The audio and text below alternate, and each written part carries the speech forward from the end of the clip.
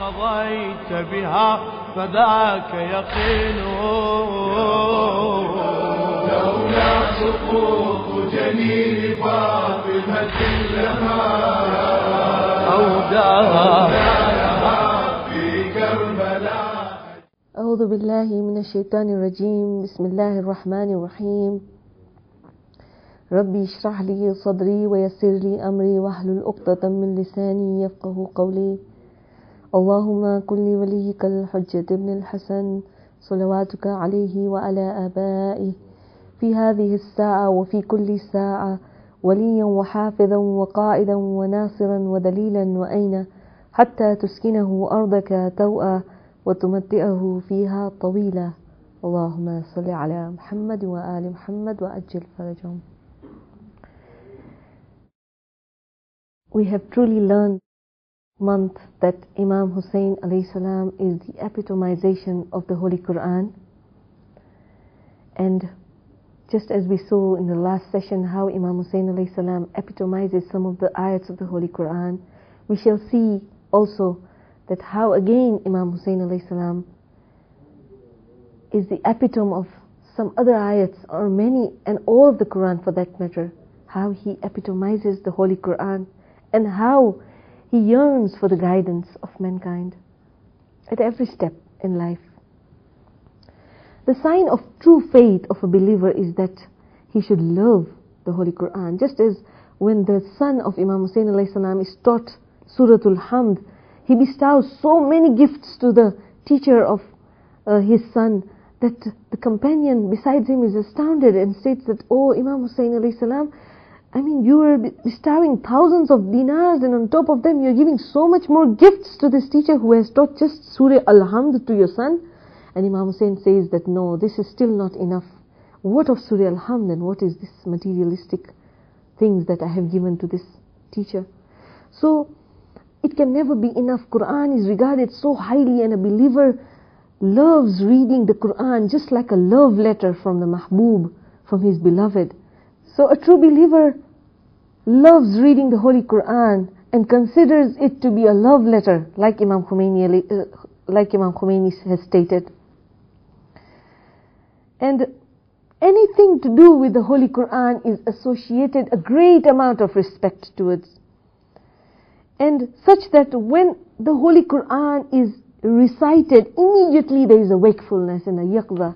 As we know that the first step towards the path, to treat the path of Allah subhanahu wa ta'ala and get closer to Him, is a state known as yaqza, that is wakefulness.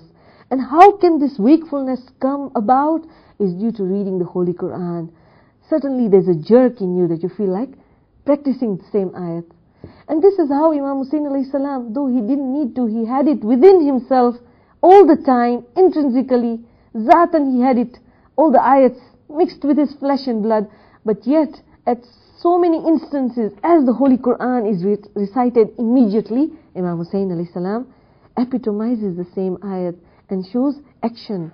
There's a narration that states that Imam alayhi salam had a servant who had wronged him, who had committed a crime, such that he had to be punished. Now, when he is about to be punished, the servant says, "Oh my master, وَالْكَاذِمِينَ الْغَيْظِ." He recites the Holy Quran in Surah Ali Imran, ayat number 134, that, "Oh my master, وَالْكَاذِمِينَ الْغَيْظِ." He's starting to remind Imam, though Imam knew this ayat, and he had practiced all these ayats, but immediately he showed respect towards this ayat. There is a certain glory that Imam Hussain alayhi salam had, that when he is uttered, when he is reminded, وَالْكَاذِمِينَ الْغَيْظِ, that is, and they are the ones who suppress their anger, immediately he says that, "I have forgiven you." He points to the servant and says that he has been forgiven. And then the servant goes on to say, وَالْعَافِينَ عَنِ النَّاسِ, and excuse the faults of people. They are the ones who excuse the faults of people. Imam Hussain alayhi salam says, "I have excused you, and I have excused your fault. There is no retribution for you. There is no punishment for you." And then again, the servant recites, "Wallahu yuhibbul muhsinin," and Allah surely loves the virtuous, sends blessings to the virtuous. Imam alayhi salam states that, "I have freed you in the way of Allah subhanahu wa ta'ala."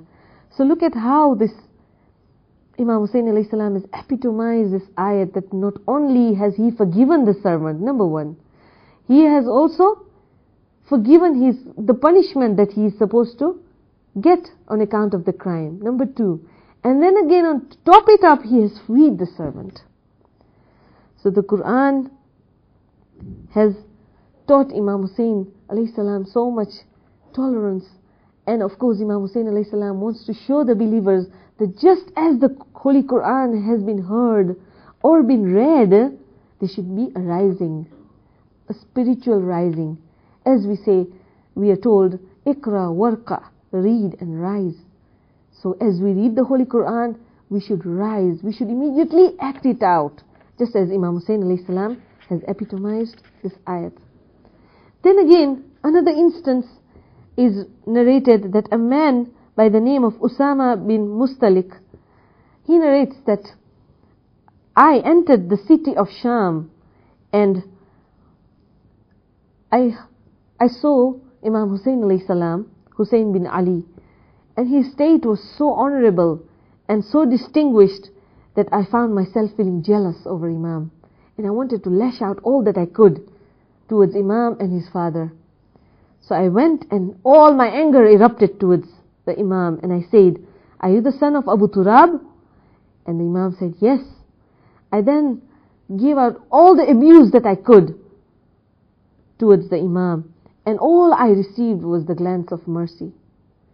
And then the Imam alayhi salam recited these ayats of Surah A'raf, ayat number 199 to 202, that A'udhu billahi minash shaitanir rajim. This is what the Imam recites near this man called Anas, that Khudil afwa wa'amur bil urf wa'arid anil jahilin, and he continues until ayat number 202 of Surah A'raf. And these messages are that adopt the policy of excusing faults of the people. Imam alayhi salam just bears with utmost patience and answers with this Quranic ayat that adopt the policy of excusing faults of the people and bid what is right. Wa'amur bil urf, turn away from the ignorant. Wa'arid anil jahilin, and should a temptation from shaitan disturb you, invoke the protection of Allah. Indeed, He is all-hearing, the all-knowing. That means Imam, even if he was tempted by shaitan, which of course Imam even had a volition to decide between right and wrong, so they were tempted, but they moved away and sought the protection of Allah, who is the all-hearing, the all-knowing. And when those who are God-worthy, that means the Ahle Taqwa, the God-fearing, are touched by the visitation of shaitan, they remember Allah, and behold, they perceive, they come to know that what Allah has guided them should be done. So Imam alayhi salam, with utmost mercy and utmost forbearance, utters these ayats of the Holy Quran. Usama, upon hearing these ayats of the Holy Quran and upon seeing such a great action of the of Imam Hussain alayhi salam, regrets so much upon hearing this verse and starts feeling so ashamed of himself. And when Imam alayhi salam notices that he starts feeling embarrassed and shameful over himself, Imam Hussain alayhi salam again what answers with this ayat. He utters this ayat of the Holy Quran in Surah Yusuf, ayat number 92. لا تثريب عليكم اليوم يغفر الله لكم وهو أرحم الراحمين. That means there shall be no reproach on you. On this day Allah is forgiving you. Allah shall forgive you, and He is the most merciful of the most merciful. That means Imam doesn't want Usama to feel more ashamed that he has already had. So he starts giving this ayat to him that no, Allah has forgiven you just because you have woken up, just because you have felt ashamed and regretted over your past deeds, over your misdeed. So Imam then asks Usama that, are you Ahl Sham? Are you from Sham? So he says, yes, I am from Sham. So Imam says it is not surprising, because the people of Sham have been trained by Muawiyah, and they are habituated towards abusing the Holy Prophet and his family. And at this state, Usama feels more ashamed than he already has, and he starts asking for forgiveness. And Imam, when he utters this ayat, then he goes on to say that if you want any service from me, I am at your disposal. And if you want, inshallah, I will guide you towards whatever you want. So Usama feels, at that time, I felt so so guilty that I wanted to escape from the face of the earth, and I wanted the earth to squeeze me in. And such was the effect of what was recited by Imam Hussain alayhi salam, and what was epitomized by Imam Hussain alayhi salam. Immediate action was taken. Immediate effect was produced. So this shows that the action speak louder than words. And when the man came to the Imam, and the Imam showed how forbearing he was through his actions, and then recited the Holy Quran, it affected the man so much so that he changed altogether. And then he says that after this meeting, there was no one nearer to me than Hussein bin Ali alayhi salam. So this is how Imam Hussain is trained in the banquet, by the banquet of the Holy Quran. And this is how we too in this month of Muharram should also epitomize the ayats of the Holy Quran and see the way of life of Hussein ibn Ali, and see that the strangers who are so hard-hearted changed altogether. And this makes us also encouraged that when we read and practice, we can also do the same towards the people. We can also transform them with our actions. So Karbala and the Holy Quran are deeply connected with one another, as we see that one of the lessons that we learn from Imam Hussain alayhi salam is when Imam alayhi salam advises to one of his companions that even if someone who is so dear to you tells you to do something at the expense of Allah's disobedience, you should not obey them. As we see that Ibn Ashub narrates that Imam Hussain alayhi salam was passing by Abdullah, the son of As. Now when the son of As saw Imam Hussain alayhi salam, he declared to everyone around him that, look at this man, if you want to see the best among the creatures of this earth, then gaze at Hussain ibn Ali alayhi salam. So when he says this, everybody gazes at Imam Hussain, and Imam Hussain calls As's son Abdullah besides him and tells him, "O Abdullah, you are the one who mentioned that I was the best among the creatures of the earth, even near the people of the heaven. Isn't that true?" So As replies, "Yes, of course."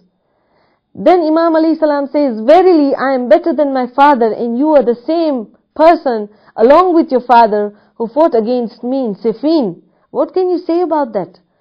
So Abdullah feels very embarrassed at this. And Imam alayhi salam then tells him that, "Haven't you heard the Holy Prophet stating that whoever calls you towards this disobedience, however dear that person is to you, do not obey him?" Abdullah says, "Yes, my father told me to fight against you, but of course Rasulullah also stated that do not disobey your parents." Then the Imam tells him that, "Haven't you heard the ayat of the Holy Quran of Surah Ankabut, ayat number 8, that states, وَإِن جَاهَدَاكَ لِتُشْرِكَ بِهِ مَا لَيْسَ لَكَ بِهِ عِلْمٍ فَلَا تُطِعْهُمَا." And if they enjoin you partners with me of that you have no knowledge of, then do not obey them. That means even if they be your parents and they call you towards disobedience, then you have a right to disobey them at that point in time.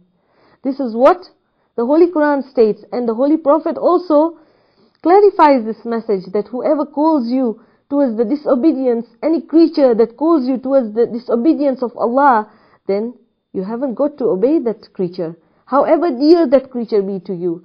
Be it our children, be it our parents, be it our friends, we have a right to disobey them at that point in time. While so much stress has been laid in the Holy Quran of how one should obey their parents and should not disturb them. وَلَا تَنْهَرْهُمَا وَلَا تَقُلْ لَهُمَا أُفٍّ. You should not even utter the smallest vibe to them. The smallest word is uff. Yet, when it comes to disobedience of Allah subhanahu wa ta'ala, then yes, you have to disobey the parents, even the dearest person. Imam alayhi salam constantly did amr bil ma'ruf in this way. And he was like that walking doctor that guided everybody at every point in time. Even in the ziyarats, we constantly mention, "Ashhadu annaka قد أقمت الصلاة وآتيت الزكاة وأمرت بالمعروف ونهيت عن المنكر. I bear witness that you recited prayer and gave the poor due and did amr bil ma'ruf, called towards goodness and forbade towards evil. Imam alayhi salam never stopped in doing amr bil ma'ruf. In fact, this was his strive. Inni lam akhruj ashiran wala batiran wala mufsidan wala zaliman. إنما خرجت لطلب الإصلاح في أمة جدي محمد أن أمر بالمعروف وأنهى عن المنكر وأسير بسيرة جدي رسول الله. This was his statement when he was coming out from Medina to Iraq, that I have not come out to fight and to create fasad and disunity for the people. Rather, I have come towards enjoining people to do good and forbid evil and walk according to the path of my Prophet and keep and revive the religion of Islam. In fact, Quran orders us towards goodness. In fact, the Holy Quran mentions an ayat, very interesting, that kuntum khayrun ummatin ukhrijat linnas an amara bil ma'ruf wa anha ta'muruna bil ma'ruf wa tanhauna 'anil munkar. That means you are the best of the ummah, and you are the ones to call towards goodness and refrain from the evil. Now, grammatically, commentators state that this verse says that you are the best of the ummats, the communities of the Holy Prophet, because of the fact that whilst you are doing amr bil ma'ruf and nahi az munkar, that's the time you become the best of the ummat. Otherwise, we are not considered to be the followers of the Holy Prophet if we don't do amr bil ma'ruf and nahi az munkar. And this is what Imam Hussain teaches us, revives in us, that this is what I came out for, amr bil ma'ruf and nahi az munkar. He knew that the people's hearts were sealed, yet he did not want to refrain from amr bil ma'ruf, the last hujjat. He came out towards amr bil ma'ruf and nahi az munkar. Wassalamu alaikum wa rahmatullahi wa barakatuh. Ya Rabbana nahnu nad'u